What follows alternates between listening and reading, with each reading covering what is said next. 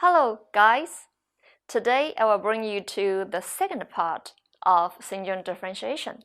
That is the syndrome differentiation of qi, blood, and body fluid. As we mentioned before, syndrome differentiation refers to the analysis and summarization of the information gained by the four diagnostic methods. So this chapter is focused on talking the identification of the syndromes according to the series of qi, blood, and body fluids. Check this picture in here. We should review the psychological independence between those substances, qi, blood, body fluid. There are 2 points we need to keep in our mind. First, the qi, blood, body fluid is an organic whole. In one word, they are one same. Second, they are closely related. Qi, blood, and body fluids are not only the material basis, but also the products of the functional activities of the zangfu organs. Physiologically, disorders of the zangfu organs and those qi, blood, and body fluids may affect each other. In other words, disorders of the zangfu organs can affect the production and the circulation of them, and the pathologic change of the latter may also lead to abnormal functions of the former. Let's do it graphically, like the triangle in here. The qi is in the top position. According to what we learned before, it is invisible and active, and it's yang in nature. The blood and the body fluid are like the two foundations, which are visible and quiet. It's yin in nature. The relationship between them is that the qi is the commander for the blood and dominates the body fluid, while the blood and body fluids carry qi. Therefore, as the qi, blood, and body fluids are physically independent and physiologically mature influenced, we should always keep those information in mind during the syndrome differentiation. Let's first talk the syndrome differentiation of qi. As introduced in basic series of TCM, the qi's movement generally has 4 aspects: ascending, descending, extern, and intern. The normal moving of qi is smooth and rhythmic. On the contrary, all the abnormal movements are either too fast or too slow. So the syndrome differentiation of qi clinically can be classified into 6 types according to the excess or deficient situation. You can check in this chart. The deficiency pattern including qi deficiency syndrome, which manifested as lack of qi, lassitude, dizziness, and spontaneously sweating. All of those symptoms point to one reason: declined function in original qi or hyperfunction of zangfu. The key words for differentiation is pair, low level, and weak. And if the qi deficiency keeps getting worse, it will incur another situation: qi thinking syndrome. It's due to thinking of clear yang qi as the deficiency yang fails to ascend. So it manifested as qi deficiency syndrome plus with the down-belling sensation in low back, prolapse of the uterus and rectum, etc. In this type, the qi is not only weak, but too weak and cannot hold in the zangfu in the normal position.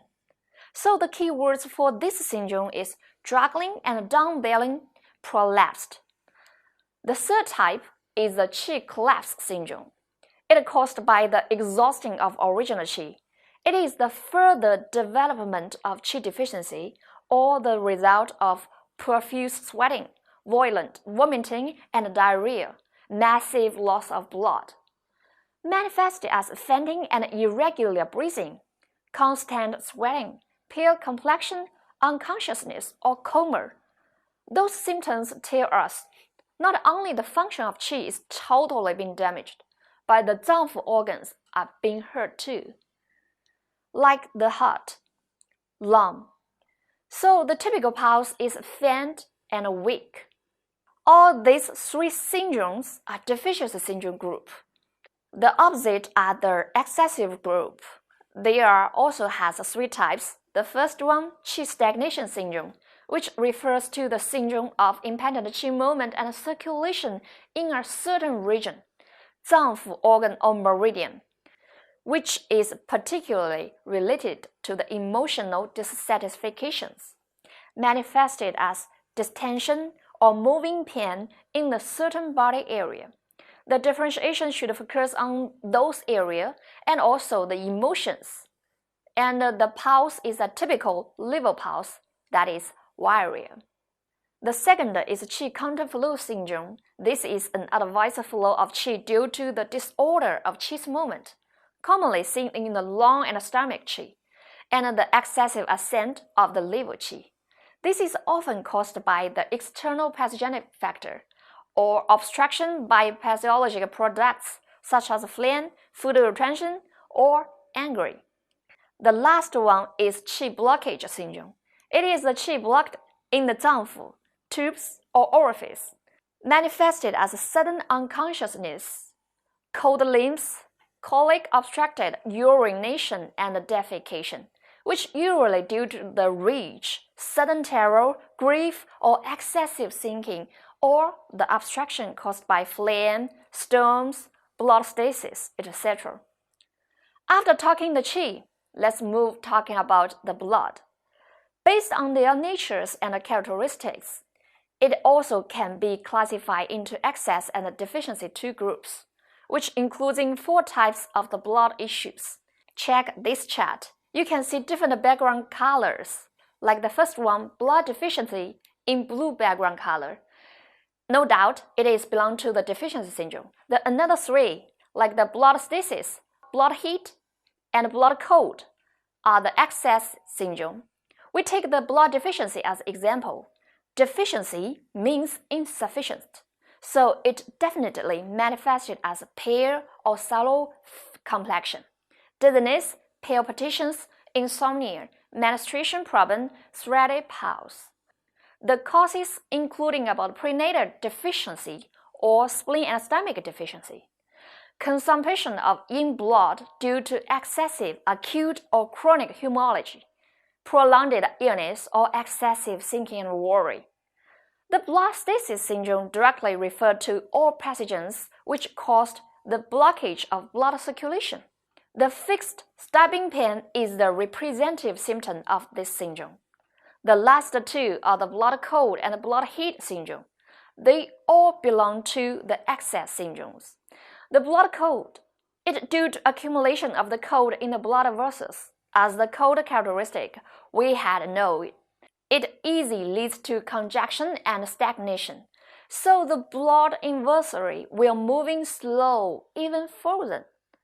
The cold sensation and dark and purplish skin, slow pulse are the key differentiation point. Similarly, the blood heat syndrome is due to internal fire invading the blood level. Can be caused by the external warm heat, fire transform the other pathogenic factors, or emotion disorders. Because of the close relationship between qi and blood, so there has another syndrome differentiation, that is the qi and blood syndrome differentiation. It includes four aspects you can see in the chart.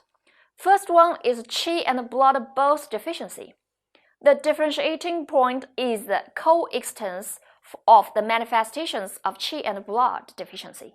The second is qi deficiency and blood stasis syndrome, which caused by the deficient qi fails to push the smooth flow of blood, resulting in the blood stasis. The third is the qi stagnation and blood stasis syndrome. Check the name, we can easily know it is an excess type, and normally the qi stagnation are the causes for the blood stasis. And the emotional problems are the frequent cause for qi stagnation. The last one is the deficient qi failing to control the blood, which chiefly manifests as hemorrhage, usually caused by qi deficiency due to prolonged illness or chronic blood loss. We had finished the two elements now. Let's move to the last element, body fluid. Syndrome differentiation of body fluids. For the fluid, the abnormal situation also has the excessive and deficient manifestation. like the contents in the chart showing here. The body fluid deficiency syndrome, which the problem is concentrated on producing, transporting, or consuming those aspects. The related 脏腑 are the spleen and stomach, lung, also included. The consuming due to the high fever, profuse sweating, etc. On the contrary, the excessive pattern is the water and body fluid retention syndrome, which including phlegm pattern and water retention pattern. The detailed information are all listed in the chart. And we should know the common manifestations are profuse sputum, greasy tongue or greasy about the urination or stool, swollen or heaviness complaints of the patient. So let's do the conclusion for this chapter. They are all in this picture. For a TCM practitioner, we should combine the qi, blood, body fluid, those substances with the 脏腑 organs, and taking the inner as a whole, and analyze the pathogens from exterior. Like the water issue, we should quickly refer to the related 3 water organs, spleen, lung, and kidney, and based on the normal mechanism to differentiating the abnormal pathogenesis.